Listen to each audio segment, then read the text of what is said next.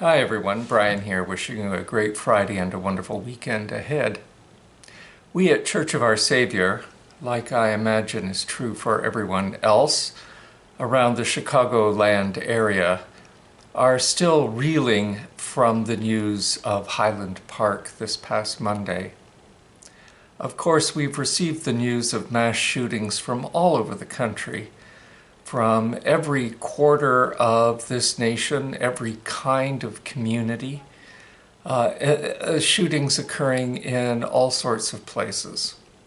Wherever Americans seem to be able to gather and relax, celebrate their lives together, whether it's at worship, at community events like the parade last Monday, or any other kind of political or work gathering, we seem to have become targets of angry young men who feel that life has left them by and that something is very wrong and that the only way to correct it is to enjoin this kind of havoc.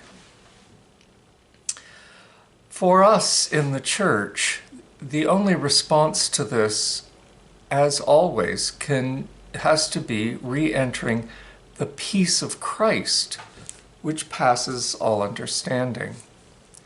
That doesn't mean we can't grapple with how the peace of Christ can actually come face to face with this kind of breakdown in the communication between people living their regular everyday lives and trying to be committed to a social, political, economic, and faith life that integrates well with all of the many burdens, concerns, and anxieties of the contemporary world. We know that there are people who do feel left behind or lost or confused, and that has led to frustration and anger and obviously violence. So the question could be, do we just throw up our hands and say we don't know what to do? Maybe restricting guns will help, maybe be better. Mental health care will solve the problem, maybe earlier intervention in the lives of people who are distressed. And of course, all of those are potential solutions, and all of them together may create a dent in the kind of actions that are occurring all around us. But I remain a person who believes in Jesus' words to deal with the plank in our own eye before we try to take the splinter out of somebody else's eye. And that's why I continue every Sunday to connect to the Holy Eucharist. Bit by bit by bit, I believe regular attendance at church helps to keep our vision clear.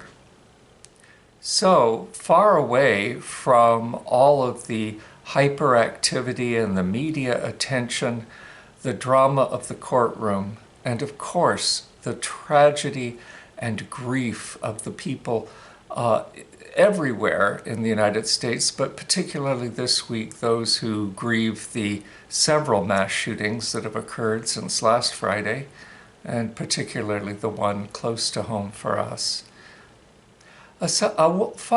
Fields far away from that, we will gather once again this Sunday, and our dear friend and parishioner Shannon Smith Page will preach to us again, revolving her thoughts around the story of the Good Samaritan.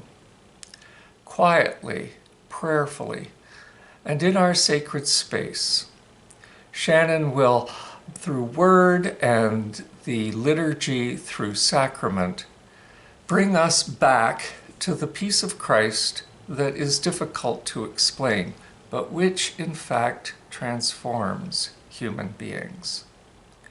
And it's through our transformation and our commitment to it, patterning our life toward it, that will make a difference. Perhaps not one we'll even see in our own lifetime, but nevertheless, a difference that our children and grandchildren can enter into. The world is full of problems, but the world is also full of the grace of God. And it's the grace of God at work with our brilliant capacity for social intervention, legal changes, greater support for people in need, supportive systems for those who do grieve, that will nurture our society to move forward. Soulfulness has to be a part of this solution, because a lack of soulfulness is at the heart of the problem. So I encourage you to come and see Shannon, much traveled through her MDiv program, supported and nurtured by the vestry of this parish to move forward into priesthood, and join her and other fellow COSers to be with the Good Shepherd this Sunday and with the Good Samaritan.